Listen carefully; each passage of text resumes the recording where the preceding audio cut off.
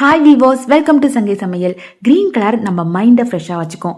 Green colour rice whole day நம்மள ஃப்ரெஷ்ஷாக வச்சுக்கோம். இன்றைக்கி நான் உங்கள் கூட ஷேர் பண்ண போகிற ரைஸ் புதினா ரைஸ். இதை ஸ்கூல் லஞ்ச் பாக்ஸ் ரெசிபியாக ஷேர் பண்ணுறேன். பட் நீங்கள் தலையில் போடும் போது 5 சாதம் 7 சாதம் பண்ணும்போது இந்த சாதத்தையும் நீங்கள் இன்க்ளூட் பண்ணிக்கோங்க.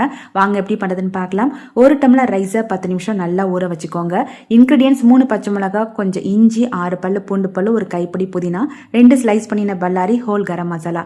இந்த புதினா, பச்சை மிளகாய், இஞ்சி, பூண்டை உடனே பேஸ்ட் பண்ணாதீங்க, நான் சொல்லும் போது பேஸ்ட் பண்ணிக்கலாம். இப்போ குக்கரில் 1 டேபிள் ஸ்பூன் நெய் விட்டு 1 டேபிள் ஸ்பூன் எண்ணெய் விட்டுக்கோங்க.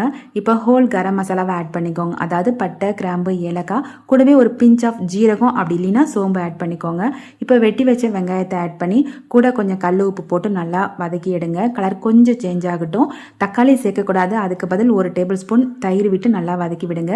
இந்த ஸ்டேஜில் தான் நீங்கள் புதினாவை அரைக்க ஆரம்பிக்கணும். ஏற்கனவே அரைச்சி வச்சிங்க அப்படின்னா கலர் சேஞ்ச் ஆகி கருப்பாக இருக்கும், அதுக்காக தான் அப்படி சொன்னேன்.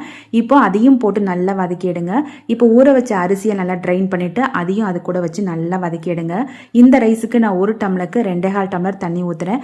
2 டம்ளர் பிளைன் வாட்டர், 1/4 டம்ளர் அந்த மிக்ஸி ஜாரில் அரைச்ச மசாலா இருக்கும்ல, அந்த தண்ணியை ஆட் பண்ணிக்கிறேன். நல்லா கொதிச்சதுக்கு பிறகு குக்கரை மூடி போட்டு விசில் போட்டு சிம்மில் வச்சுருங்க 10 நிமிஷம். 10 நிமிஷம் கழிச்சு ஓப்பன் பண்ணிங்கன்னா நம்ம ரைஸ் செம்மையாக ரெடி ஆகிருக்கும். இதுக்கு ஒரு பெஸ்ட் காம்பினேஷன் சொல்கிறேன்.